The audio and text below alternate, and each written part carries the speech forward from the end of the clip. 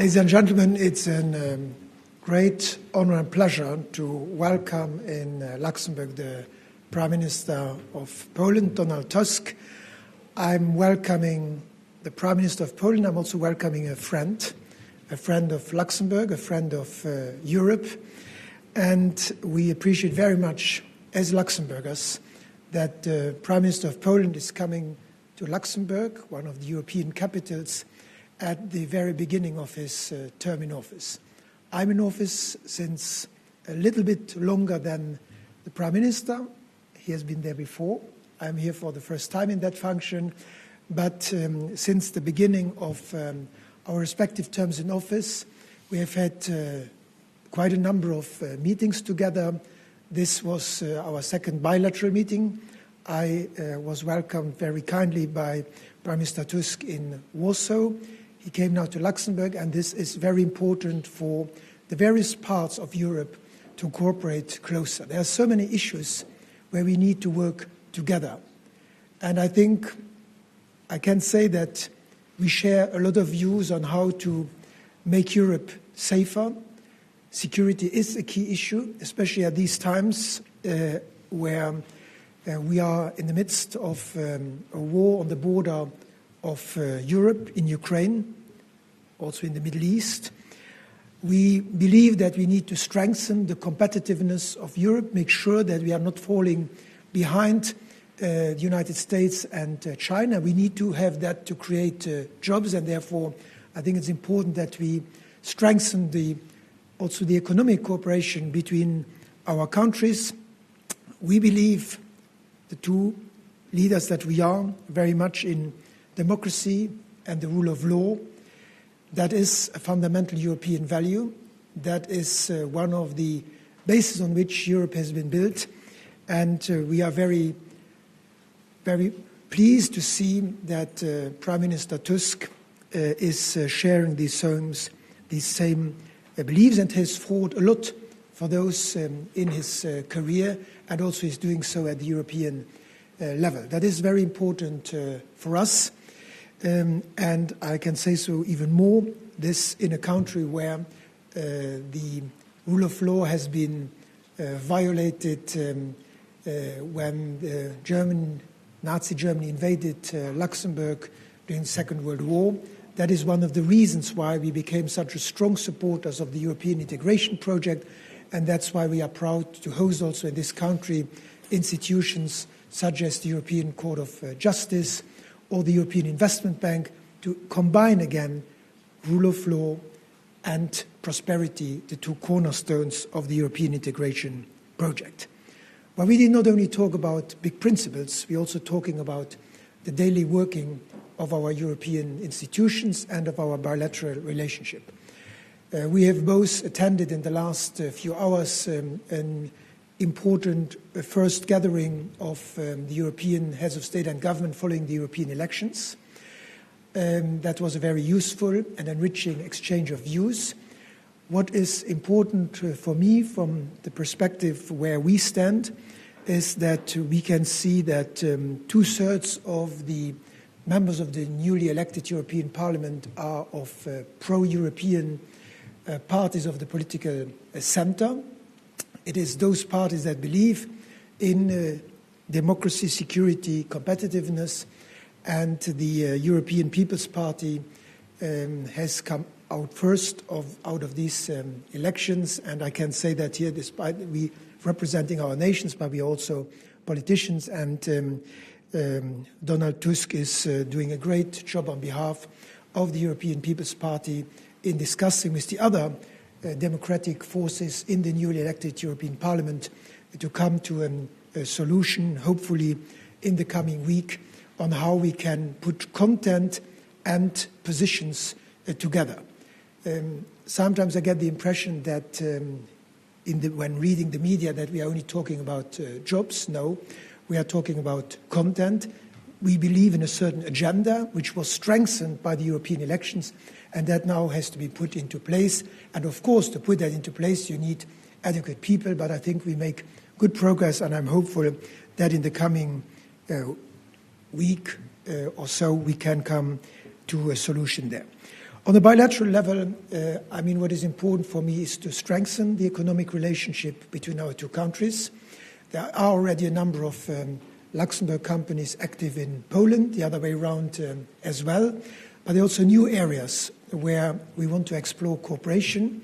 Defense is an important issue for all of our countries. Defense is never an issue just for one country, so we as Luxembourg will also increase our defense expenditure in the coming years, and I will make a more detailed announcement at the NATO summit in Washington in July. But the core of that is that we will increase our defense expenditure, because a small country also depends on the solidarity of others. So we are grateful for what Poland is doing for our collective security, but it's not just something we can leave to the others. We cannot just leave it to the Americans. We cannot just leave it to our neighbors. We need to take part of that. So we will explore areas of cooperation. Luxembourg has, as some of you know, great know-how in the areas of satellites, hosting the largest civilian satellite company of the world in Luxembourg. We have quite a know-how in data centers, all these areas, also areas of potential cooperation with our Polish friends. And I'm grateful for our Polish friends that we can look into these for the benefit of our people. Finally, I think that energy is important for all of us. Renewable energy. We all take the climate change serious. We need to find a pragmatic way to change our companies, our societies. That cannot be imposed. That must be done by incentives.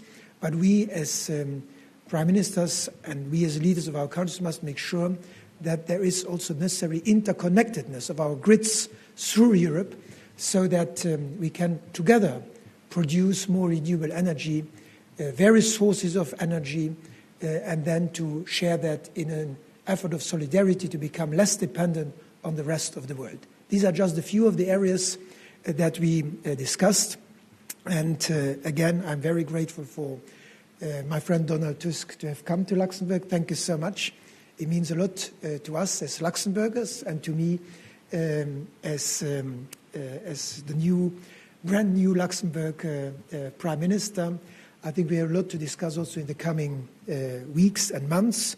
We meet in the formal and informal council formations in Europe, but it's also important that as countries we get together, and I can promise you that this visit will not be the last bilateral talk, because I have plans to, as you kindly invited me to come to your country to visit in the near future for various issues, also your country. So I look forward to our cooperation for the years to come. Thank you for being there, Donald. Thank you very much, dear friends, Mr. Prime Minister, dear Luke. Thank you for your invitation, and I'm really happy that I'm here together with you after quite an important moment in our modern history in Europe, the recomposition of the institutions in such a historical moment like today. This is something really meaningful, and I'm really happy that in these demanding times I'm in Poland and Luxembourg, and we both as a good friends, that we are able to cooperate so intensively and so closely. Relations between Poland and Luxembourg, just like my relations with Prime Minister Friedena, are indeed exemplary. They are defined by mutual trust, respect, and common views on virtually everything when it comes to EU policies. And this is something unique today. You know, it's unique, maybe it's too much to say, but I really appreciate your openness, and that I can feel with you, my friend, really safe. Because mutual trust, this is what we need today in Europe, and this is first condition to establish also a new political composition in our institutions. We discussed our priorities after European elections and, of course, top appointments in EU institutions. As a negotiator on behalf of our European People's Party, I would like to assure you that together with our partners in the European Council and the European Parliament, that is the Socialists and the Democrats and the Liberals, we are really close to achieving an agreement. It is most likely that Ursula von der Leyen, Antonio Costa and Kaja Kallas will take top positions. And I am pretty sure that the leaders will take their formal final decisions next week during our formal European Council meeting. I was really satisfied that all of us, I mean the members of the European Council, share the same priorities, in particular our support for Ukraine against the Russian aggression, the need for common action on EU external borders against illegal migration and hybrid attacks organized every single day by the regimes of Putin and Lukashenko. And thank you very much. Luka was the first so-called Western leaders who understood really well the situation on our border. And Luxembourg's Prime Minister was the first one who said openly that this is not the Polish-Belarusian border. It's a European border. It's also Luxembourgish border. And this is why I think it's really important to have such a partner to convince other people in Europe that our borders, this is our common responsibility. It's a European duty, not only for one country. Poland bears a special burden as the only country in Europe which shares common borders with Belarus, Russia, and the fighting Ukraine. And this is why we are absolutely convinced that all Europe must take common responsibility for its territory, its external borders, and for air defense. I want to strongly underline that the talks between negotiators, I mean President Macron, Chancellor Scholz, Prime Minister Sanchez, Prime Minister Rutte, Prime Minister Mitsotakis, and myself, were very constructive. Really, it's not a slogan. No, I am, as you know, quite experienced guy when it comes to European negotiations and activities. And the process now, it's really smoothly and fast compared to the previous terms. And we have good reasons to be more optimistic than ever before when this kind of process is started.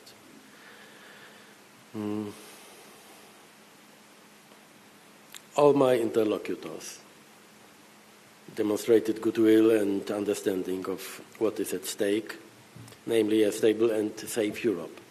And as you know, it's not so easy to find a common position among leaders of different political parties and political families. Luxembourg today is rather a unique model of this ability to build a great coalition, coalition built by competitors.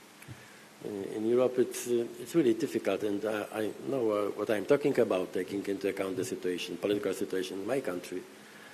And this is why I'm so optimistic, because we are, as I said, really close to compromise on priorities and also personality, the personal decisions. Despite the fact that sometimes, especially during the campaign, we were competitors also. And this is why I'm absolutely sure that the process will be really quick and efficient.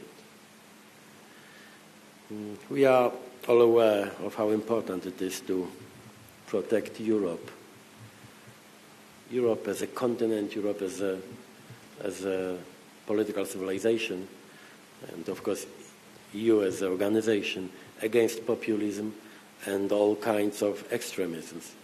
This is why we decided, together with Prime Minister and our colleagues from EPP, European People's Party, to start our negotiations with center-oriented and pro-European parties. But of course, we want to respect all the political powers in the new elected European Parliament, because they represent also people. I mean, there's no other choice. But someone should start the process of negotiations, and our choice is quite clear, not only because we have majority now, it's 3 groups in the Parliament, but also that despite all the differences and sometimes political conflicts and emotions, we are clearly pro-European powers, and this is obviously this is one of the most important conditions to find compromise when it comes to